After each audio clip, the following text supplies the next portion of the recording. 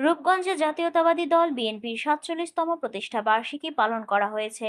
নারায়ণগঞ্জের জেলা প্রতিনিধি শরীফ চৌধুরী জানান, বিএনপির নির্বাহী কমিটির সদস্য রূপগঞ্জের মাটি ও মানুষের নেতা মোস্তাফিজুর রহমান দীপু ভূঁইয়ার নেতৃত্বে এই প্রতিষ্ঠা বার্ষিকী পালন করা হয়।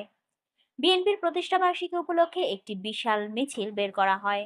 মিছিলের নেতৃত্বে ছিলেন রূপগঞ্জ উপজেলা বিএনপির সভাপতি অ্যাডভোকেট মাহফুজুর রহমান হুমায়ুন ও সাধারণ সম্পাদক বাসির উদ্দিন বাচ্চু। কায়েতপাড়া ইউনিয়ন পরিষদের ইসাখালী ব্রিজ সংলগ্ন মাঠ থেকে এই প্রতিষ্ঠা বার্ষিকীর মিছিলটি শুরু করা হয়।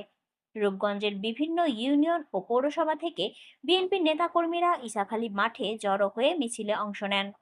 কায়েতপাড়া ইউনিয়ন বিএনপির সাধারণ সম্পাদক অ্যাডভোকেট গুলজার হোসেনের নেতৃত্বে বিশাল একটি মিছিল নিয়ে প্রতিষ্ঠা বার্ষিকীতে অংশগ্রহণ করেন।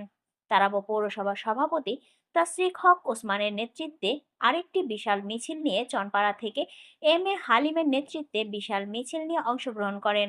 এরপর ইসাখালী থেকে এই মিছিলটি রূপগঞ্জ থানার সামনে গিয়ে সংক্ষিপ্ত সমাবেশের মাধ্যমে মোস্তাফিজুর রহমান দীপু ভূঁইয়ার ঘোষণার মাধ্যমে সমাপ্তি করা হয়।